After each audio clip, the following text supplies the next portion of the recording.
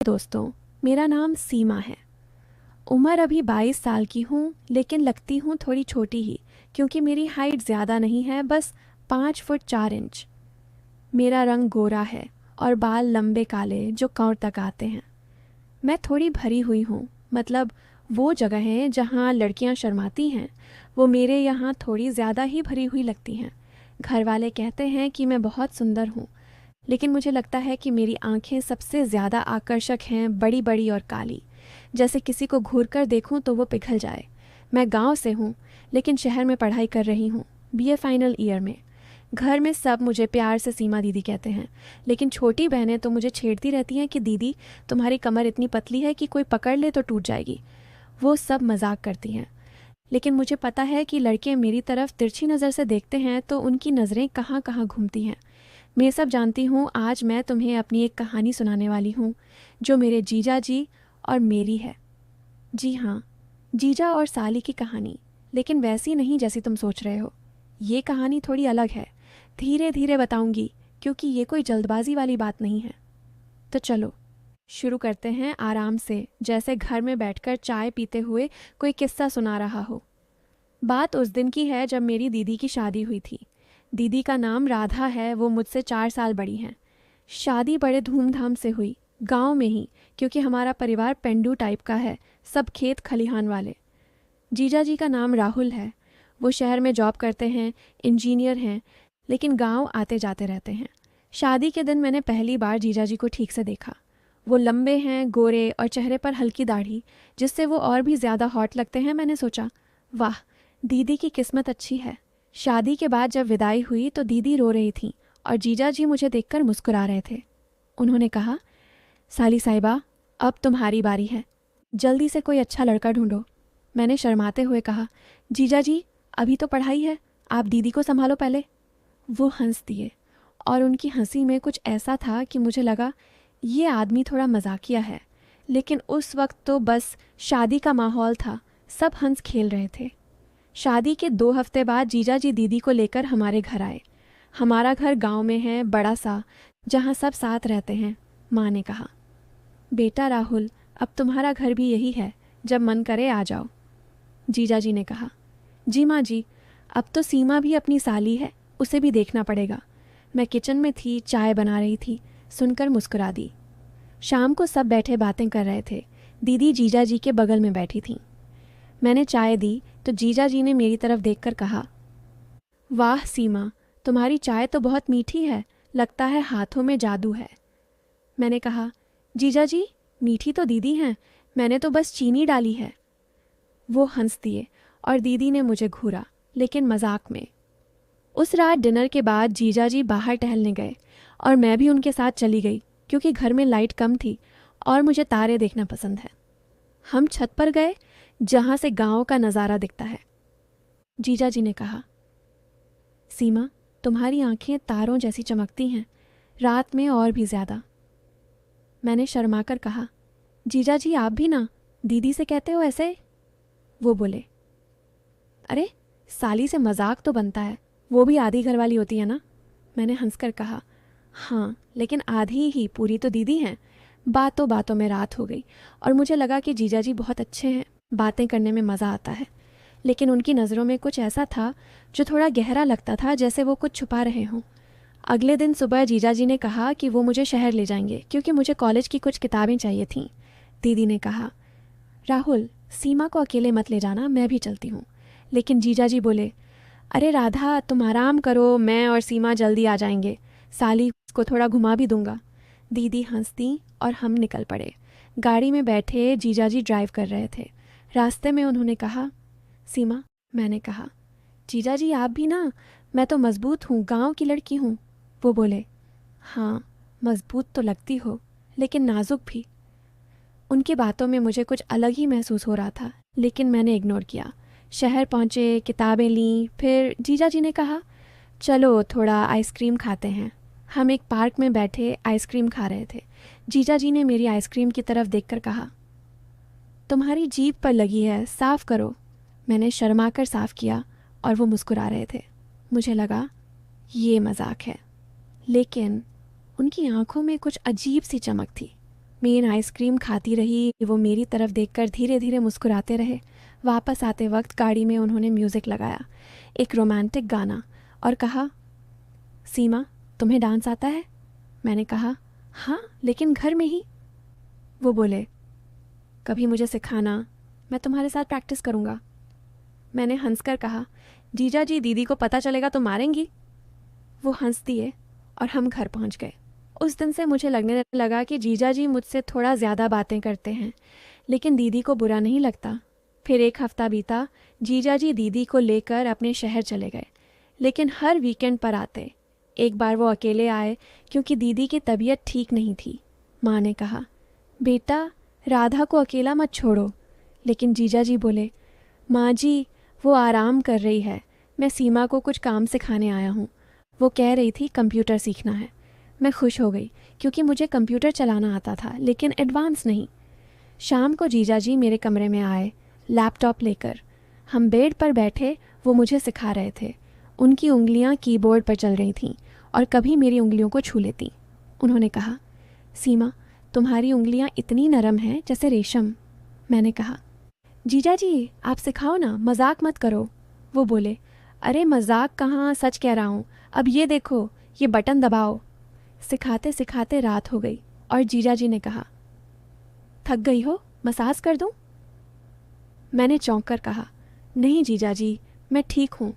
वो हंस दिए, अरे कंधों की, तुम्हारी दीदी की तो मैं रोज़ करता हूँ। मैंने मना कर दिया, लेकिन दिल में कुछ गुदगुदी सी हुई।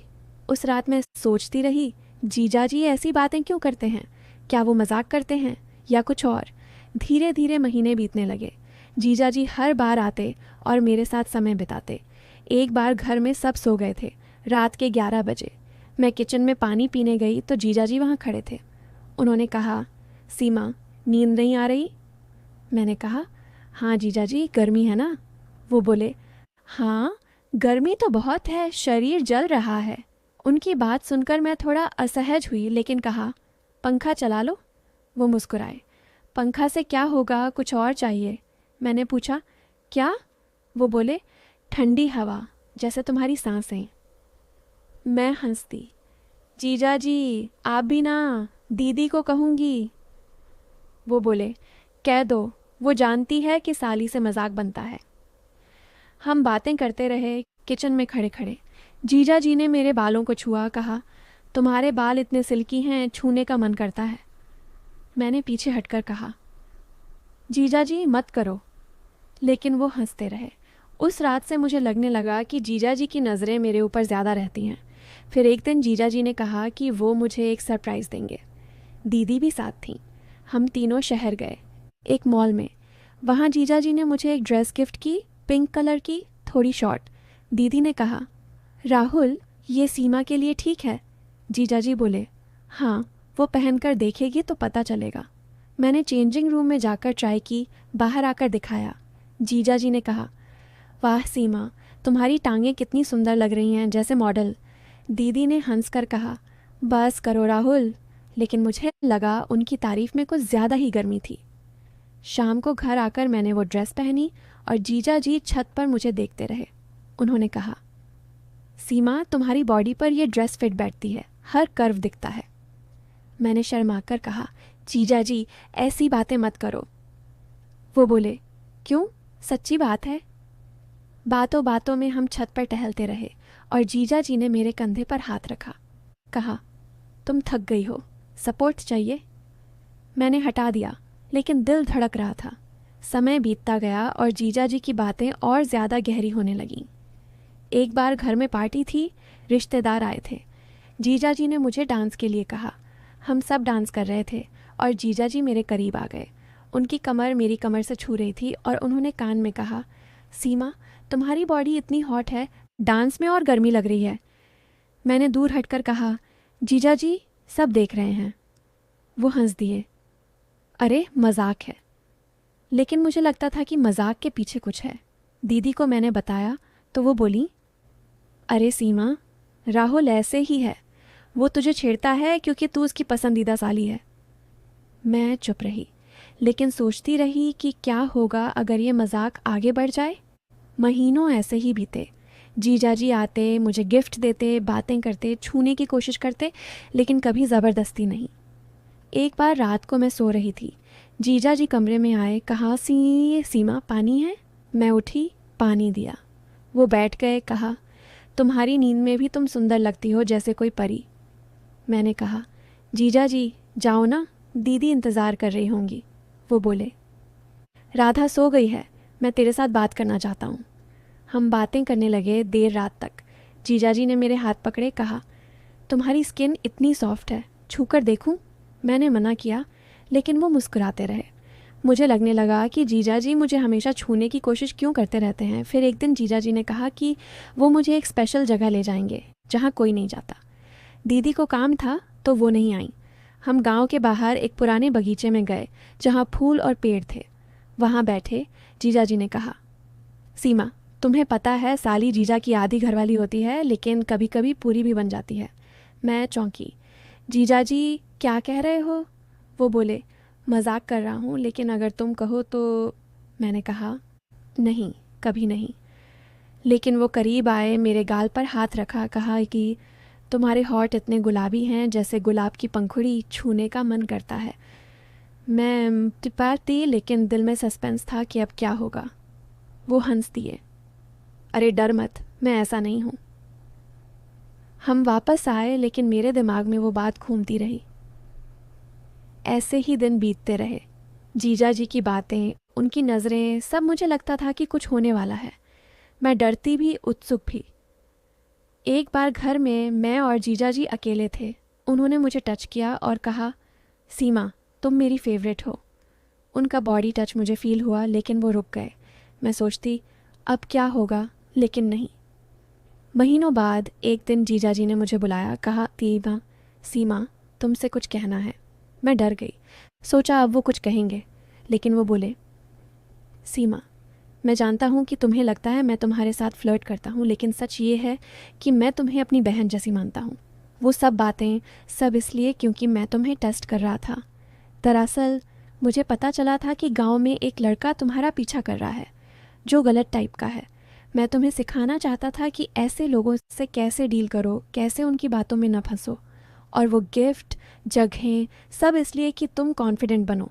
लेकिन अब मैं तुम्हें बताना चाहता हूँ कि मैंने तुम्हारे लिए एक अच्छा लड़का ढूंढा है, जो तुम्हारी पढ़ाई पूरी होने के बाद शादी के लिए तैयार है। और दीदी को सब पता है। मैं हैरान रह गई। वो सब मजाक नहीं, एक सबक था, जहाँ जीजा ने साली की रक्षा की। और अब मैं खुश हूँ, क्योंकि वो लड़का जो जीजा जी ने ढूंढा, वो मेरा क्रश था।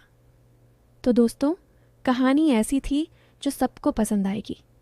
अगर ये कहानी और इसकी सीख आपको छू गई हो तो दिल से एक लाइक ज़रूर कर दें।